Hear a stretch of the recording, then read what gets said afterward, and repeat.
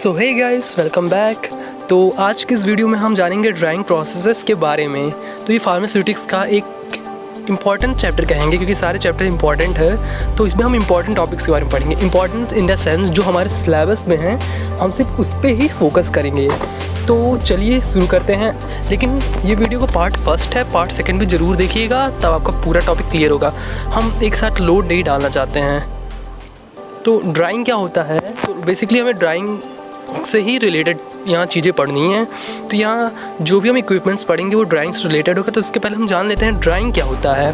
Drawing बहुत simple सा meaning है, आप सब जानते होंगे ड्राइंग क्या होता है। तो यहाँ ये डिफिनीशन देख लेते हैं। वैसे तो आप सब जानते हैं, drying is defined as the final removal of liquid from solid by vaporisation with the aid of heat.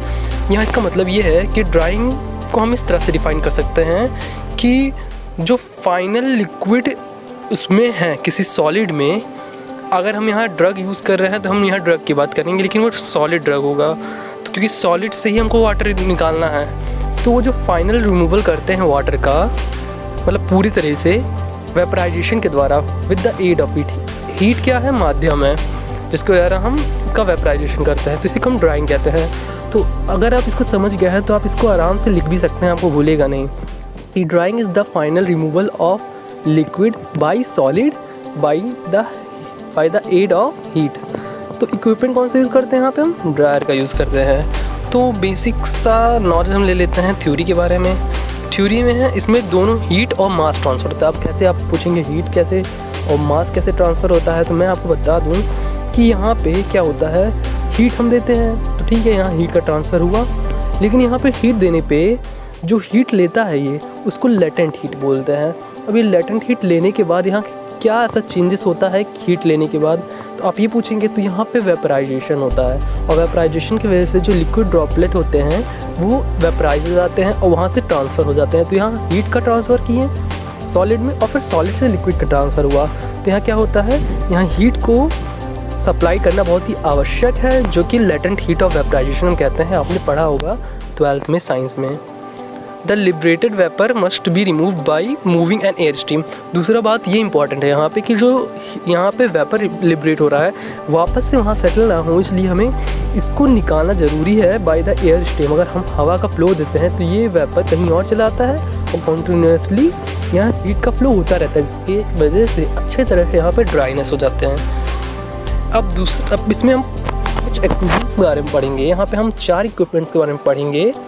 Tray dryer, fluidised bed dryer, और यहाँ पे हम पढ़ेंगे वैक्यूम ड्रायर, और यहाँ पे पढ़ेंगे फ्रीज ड्रायर। लेकिन इस वीडियो के पार्ट में हम 2 ही चीज़ के बारे में पढ़ेंगे, tray dryer and fluidised bed dryer. तो यहाँ पे पढ़ते हैं ट्रे ड्रायर के बारे में। ट्रे ड्रायर क्या होता है? It is simplest of all dryer, मतलब ये बहुत ही सिंपल टाइप का है। In this category cabinet with A heater is needed at the bottom, a fan is fitted at the bottom, the forced hot air is circulated with the help in increasing the heat transfer। मतलब क्या है कि यहाँ पे जैसे आप यहाँ figure में देख रहे होंगे, तो फिगर में बहुत ही सिंपल तरीका है। एक कैबिनेट है, एक कैबिन है, एक बॉक्स टाइप का एक इक्विपमेंट है, जिसमें यहाँ पे नीचे जो है यहाँ पे हीटर लगा हुआ है। नीचे आप देख सकते हैं यहाँ पे हीटर लगा हुआ है, और इसके बाद ये ऊपर सेल्फ्स रखी हुई हैं। सेल्फ्स क्या है? सेल्स मतलब वो जहाँ जहाँ पे हमको मेडिकामेंट्स को या सॉलिड्स को रखेंगे। और यहाँ नीचे एक हीटर लगा हुआ है, और हीटर के बगल में इस साइड से यहाँ देखिए एग्जॉस्ट लगा हुआ है। अब होगा क्या, यहाँ पे जब ही हीट फ्लो होगा तो फ़ैन क्या होगा, इसको अच्छे तरह से सर्कुलेट करेगा। और यहाँ पे जो ऊपर सेल्स लगे हुए हैं वो कैसे बने हैं? मेटल्स के बने हुए हैं, जो कि कंडक्टर का काम करेंगे। तो यहाँ क्या होगा, the tray used have solid perforated और वायर मेश बॉटम। मतलब यहाँ पे सॉलिड और परफोरेटेड मतलब छेद किया हुआ वायर का मेश है, जाल ऐसा है। तो ये स्क्रीन जो होगा वो इसके ऊपर एक पेपर ऊपर से बिछा दिया जाएगा, और फिर यहाँ पे यूनिफॉर्म एयर फ्लो होता रहेगा इस यहाँ पे एग्जॉस्ट की वजह से, जो अच्छे से यहाँ पे इसको हीट करेगा, और हीट करने के बाद ड्राई करने लगेगा, और वेपर यहाँ से साइड से निकल जाएगा। तो यहाँ इसका यूज़ कहाँ किया जाता है? इसका यूज़ बेसिकली क्रूड ड्रग्स और केमिकल को, और जो हम टैबलेट और कैप्सूल में ग्रैन्यूल्स यूज़ करते हैं उनको सुखाने के लिए यूज़ होता है। तो ये था हमारा ट्रे ड्रायर। अब जो हमारा दूसरा टॉपिक है, आज का लास्ट टॉपिक, इस पे चलते हैं फ्लूइडाइज्ड बेड ड्रायर के बारे में। तो इसको फ्लूइडाइज्ड नाम क्यों दिए हैं? बेसिक सा यहाँ पे दिमाग लगाने की ज़रूरत है कि फ्लूइड से रिलेटेड है, यहाँ कुछ फ्लूइडाइज्ड हो रहा है, लेकिन यहाँ पे तो फ्लूइड का यूज़ करना ही नहीं है। तो यहाँ देखिए, it is a good conductor between the hot air and particle to be dried. मतलब यहाँ पे अच्छा कंडक्शन होगा पार्टिकल के बीच में और हॉट एयर के बीच में, तो यहाँ अच्छे से ड्राइनेस होगा। अब यहाँ होता क्या है, if a gas is allowed to flow upward through a bed of solid particle at a velocity greater than the settling velocity of particle, the particle are partially suspended and behave as fluid. Two types of fluidised bed dryer are known. तो यहाँ पे क्या होगा, simple सा बात है, अगर हम कोई एक बैग लेते हैं, उसमें सॉलिड रख देते हैं, अब उसमें से हॉट एयर फ्लो करवाते हैं ऊपर की तरफ, तो कुछ इस तरह से, कुछ इस स्पीड से हम एयर को फ्लो करवाते हैं कि जो सॉलिड एक बार उड़े तो नीचे ना आए, लगातार कंटिन्यूसली हॉट एयर ऊपर फ्लो होता रहे और सॉलिड उसी में सस्पेंड हो जाए, तैरता रहे एयर में ही, और फिर वो नीचे ना गिर पाए। इतना उसकी स्पीड कांस्टेंट होनी चाहिए जिसकी वजह से वो फ्लूइड की तरह एक्ट करेगा और वो नीचे नहीं आएगा। अब इसकी वजह से होगा क्या, यहाँ पे जो एयर है, पार्टिकल्स और एयर के बीच में बहुत अच्छा सा इंडिविजुअल एक एयर और पार्टिकल के बीच से चारों तरफ से अच्छे से कांटेक्ट रहेगा, जिसकी वजह से बहुत ही जल्दी 20 से 40 मिनट के अंदर अच्छे से वो ड्राई हो जाएगा। तो होगा क्या इसमें, it consist of heater eight top. यहाँ पे अब वर्टिकल के बारे में हम पढ़ रहे हैं क्योंकि वर्टिकल हमारे सिलेबस में है, तो इसमें ऊपर हीटर होता है टॉप में, जिसकी वजह से डिज़ायर्ड